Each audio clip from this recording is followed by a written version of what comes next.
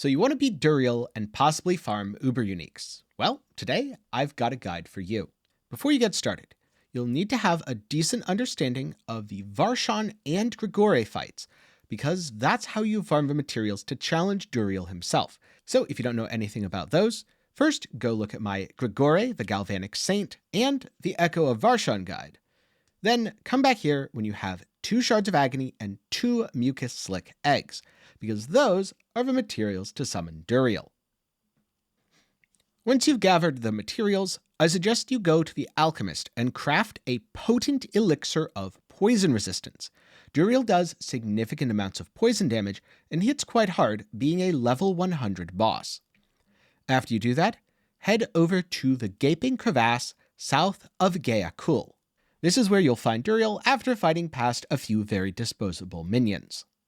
And as a quick reminder, if you find this video helpful and want to see more guides, reviews, and much more, do be sure to get subscribed, leave a like while you're down there, and for now, let's get into the Duriel fight.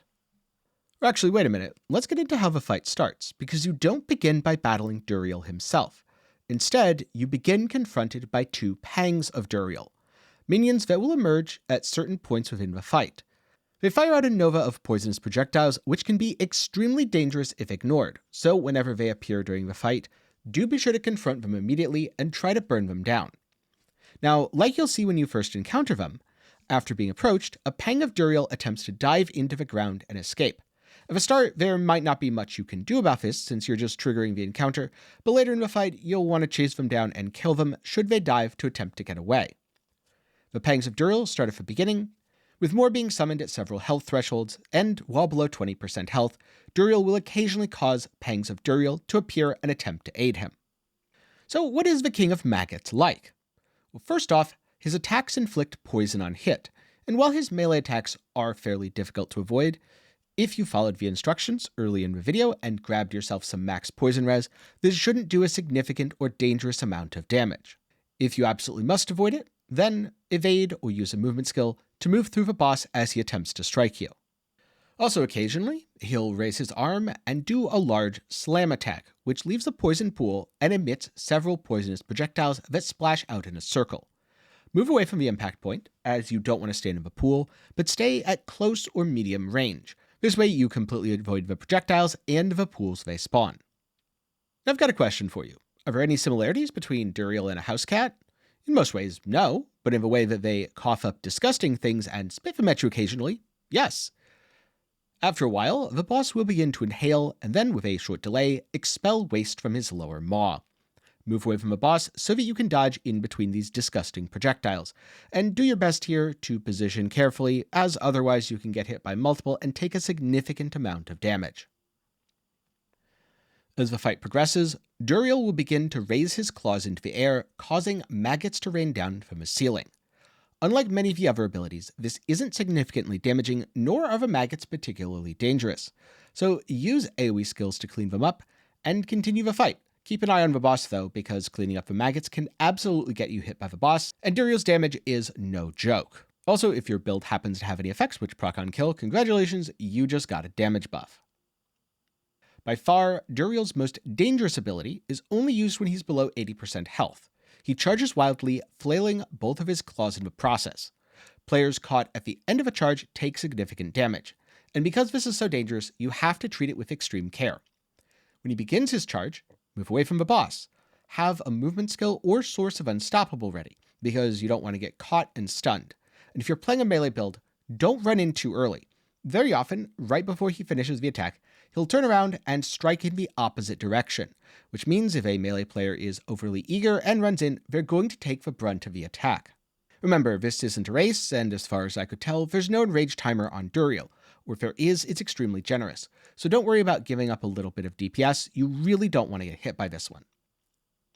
Then, last up, as his health gets lower, Duriel begins using something similar to his slam attack that doesn't spawn any poison pools. Watch for the telegraph and move away from the boss to avoid this impact. While it does seem to hit harder, it's also a lot easier to avoid. Therefore, I wouldn't worry about this one nearly as much as the charge attack.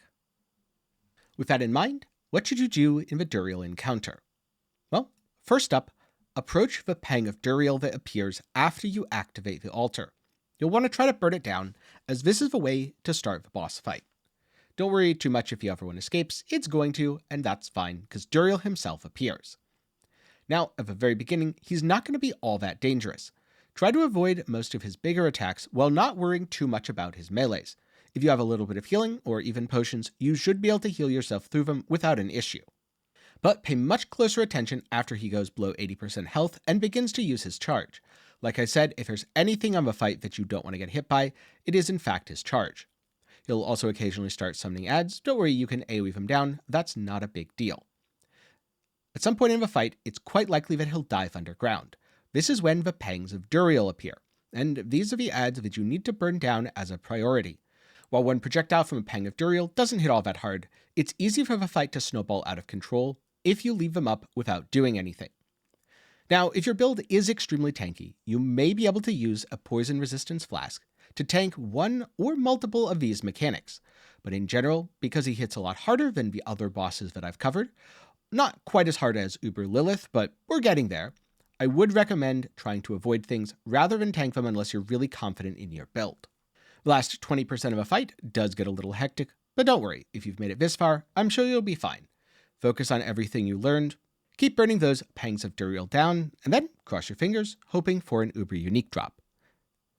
Because after you defeat Duriel, he has a chance to drop a unique item, and this can include Uber uniques. So, if you want to farm any of these items, I suggest going to Uber Duriel and potentially sharing runs with a group of friends. If 4 players end up farming all the materials for Duriel, doing all the bosses together, you can kind of think of this as 4 times the unique drops. Another very interesting facet about Duriel is his drops are guaranteed to be item power 925, so they can be a very reliable source of high item power weapons, or gear that's otherwise going to be best in slot. If you're looking to really grind and get the most out of game, farming Duriel early in the season is definitely a good idea, but remember, it can pose a significant challenge, so you'll want a well put together group of friends. And if you ever want to reference a cheat sheet of all the loot dropped by Duriel, I'll link to an article over at MaxwellGG that's going to be kept up to date. And so with that, congratulations, you've made it to the end of my Duriel guide. And if you've been following along, then you've also probably seen my guides for all the other bosses. Now, if you came across Duriel, but don't know how to get his materials, like I said at the start, you'll need to fight Echo of Varshan and Grigore the Galvanic Saint. Links to both of those, along with links to the Beast in Ice and Lord Zir, will be both up in the card and down in the comments below. Be sure to check them out after this video. Of course, good luck on getting your Uber uniques. Hopefully you not only get the one you want, but you get it in a reasonable number of kills. Though no guarantee, the drop rate isn't that high because it is, after all, an Uber item. But with that, I'm curious, what other endgame activities do you want to see in Diablo 4? Would you like to see more boss fights, maybe more open world zones such as Helltide? Or do you think the Nightmare Dungeon experience should go up to 150 and provide another endgame loop?